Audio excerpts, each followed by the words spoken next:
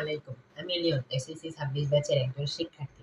আজকে আমি এসএসসি 2026 সালে ঢাকা বোর্ডের কেমিস্ট্রির প্রথম সৃজনশীলটি সমাধান করে দেখাবো। প্রশ্নটি পরে দেখি। প্রশ্নটি হচ্ছে, এ যৌগটি রেকটিফাইড স্পিরিটের প্রধান উপাদান। আবার এ যৌগের জারণে প্রাপ্ত বি একটি নতুন যৌগ, যার জলীয় দ্রবণ একটি উল্লেখযোগ্য খাদ্য সংরক্ষক হিসেবে পরিচিত। তো আমাদের গ নম্বরের প্রশ্নটি হচ্ছে, উপযুক্ত বিক্রিয়া সহকারে উদ্দীপকের বি যৌগ থেকে প্রাকৃতিক গ্যাসের মূল উপাদান প্রস্তুতি ব্যাখ্যা করো। তো এখানে দেখো, এই যৌগটি সম্পর্কে ইনফরমেশন দেওয়া হয়েছে, এটি রেকটিফাইড স্পিরিটের প্রধান উপাদান। তো আমরা জানি রেকটিফাইড স্পিরিটের প্রধান উপাদান হচ্ছে ইথানল। ইথানলের সংকেত কি? C2H5OH। এবং আমাদেরকে বলা হয়েছে এই যৌগের জারণে প্রাপ্ত বি একটি যৌগ, যার জলীয় দ্রবণ একটি উল্লেখযোগ্য খাদ্য সংরক্ষক হিসেবে পরিচিত। তার মানে আমরা বুঝতেই পারছি এখানে বি যৌগটি হচ্ছে এখানে কি? Ethanoic acid CH3COOH। এখন আমাদেরকে বলা হয়েছে উপযুক্ত বিক্রিয়া সহকারে বি যৌগ মানে ইথানোয়িক অ্যাসিড থেকে আমাদের প্রাকৃতিক গ্যাসের মূল উপাদান অর্থাৎ মিথেন প্রস্তুত করে দেখাতে হবে। তো তাহলে চলো আমরা বিক্রিয়াটি শুরু করি। তাহলে এখন আমাদের ইথানোয়িক অ্যাসিড মানে CH3COOH থেকে আমাদের প্রাকৃতিক গ্যাসের মূল উপাদান মিথেন প্রস্তুত করতে হবে। এই বিক্রিয়াটি কিভাবে করতে হয় আমরা সকলেই পরিচিত। প্রথমে আমাদেরকে কি করতে হবে? এখানে একটি প্রশমন বিক্রিয়া ঘটাতে হবে। ইথানোয়িক অ্যাসিডের সাথে কস্টিক সোডা অর্থাৎ সোডিয়াম হাইড্রোক্সাইডের বিক্রিয়া ঘটাতে হবে। তাহলে দেখো এখানে আমাদের কি হবে, এই যে আমাদের হাইড্রোজেন আর এখানে OH, এই দুটো মিলে তৈরি হবে পানি। আর এখানে আমাদের যে সোডিয়াম আর এখানে যে ইথানোয়িক অ্যাসিডের যে একটি আয়ন তৈরি হলো, এই দুটি সংযুক্ত হয়ে আমাদের ইথানোয়িক অ্যাসিডের সোডিয়াম লবণ তৈরি হবে, অর্থাৎ এর সংকেত হবে CH3COONA। আশা করি আমরা প্রথম ধাপটি বুঝতে পেরেছি। অর্থাৎ প্রথম ধাপে আমাদেরকে ইথানোয়িক অ্যাসিডকে কস্টিক সোডার সাথে বিক্রিয়া করে আমাদের সোডিয়াম ইথানয়েড প্রস্তুত করতে হবে। এবার আমরা কি করব? দ্বিতীয় ধাপে আমরা উৎপন্ন সোডিয়াম ইথানয়েডের ডিকার্বক্সিলেশন বিক্রিয়া করব। দেখো ডিকার্বক্সিলেশন বিক্রিয়াটি কিভাবে করা হয়। ডিকার্বক্সিলেশন বিক্রিয়া আমাদের আবারও সোডিয়াম হাইড্রোক্সাইড অর্থাৎ কস্টিক সোডার সাথে বিক্রিয়া ঘটাতে হবে সোডিয়াম ইথানয়েডকে। এক্ষেত্রে প্রভাবক হিসেবে আমরা ক্যালসিয়াম অক্সাইড দ্বারা উত্তপ্ত করব এই পুরো বিক্রিয়াটিকে। তাহলে দেখো কি হবে, এখানকার কোনা আর এখানকার নাও মিলে তৈরি হবে সোডিয়াম কার্বনেট। এটা সোডিয়াম বাইকার্বনেট নয়, আমরা অনেকে সোডিয়াম বাইকার্বনেট বলে এটাকে ভুল করি। প্রকৃতপক্ষে সোডিয়াম বাইকার্বনেটের সংকেত হচ্ছে NaHCO3 আর এটা হচ্ছে সোডিয়াম কার্বনেট Na2CO3।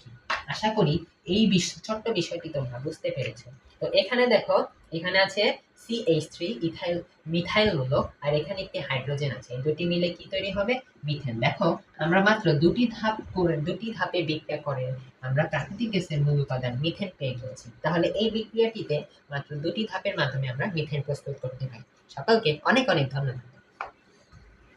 আমরা পরের প্রশ্নটি সমাধান করব। পরের প্রশ্নে বলা হয়েছে উদ্দীপকের এ যৌগটি থেকে একটি অসম্পৃক্ত হাইড্রোকার্বন প্রস্তুত করে এর অসম্পৃক্ততার পেছনে একটি পরীক্ষা উপস্থাপন করো।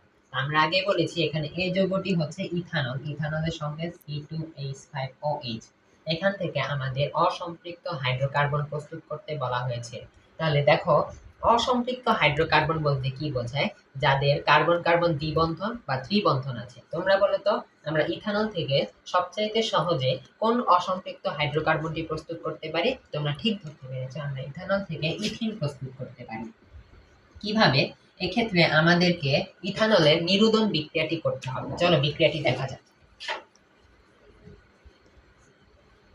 এখানে মূলত বই অনুযায়ী আমরা ইথানলকে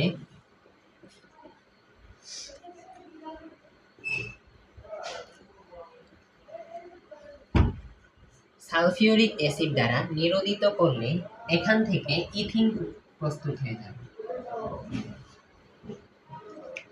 এবং এখানে দেখো C2H4, এখানে কার্বন 4টা কিন্তু এখানে তো 5টা ছিল, একটা হাইড্রোজেন কই গেল?